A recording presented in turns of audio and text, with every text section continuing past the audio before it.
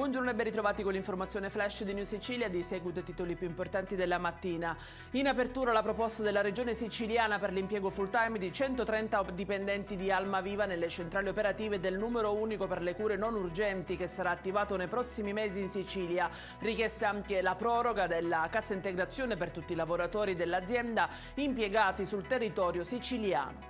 La cronaca dal siracusano, omicidio ieri a Pachino, una donna avrebbe ucciso il marito durante un litigio, entrambi trentenni originari del Mali erano da tempo residenti regolarmente in città, l'uomo sarebbe stato colpito dalla moglie con un cacciavite al basso ventre e morto poco dopo l'arrivo all'ospedale di Avola.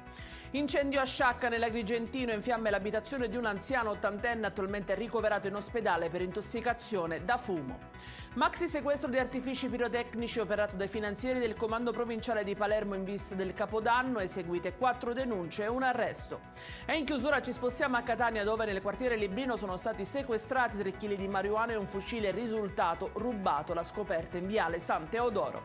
Ed è tutto per questa edizione. Io vi ricordo come sempre che i dettagli su queste notizie e molte altre li trovate sul nostro sito www.newsicilia.it e sui nostri canali social. Grazie per averci seguito, appuntamento a stasera alle 19:30 con nuovi aggiornamenti. Buona giornata.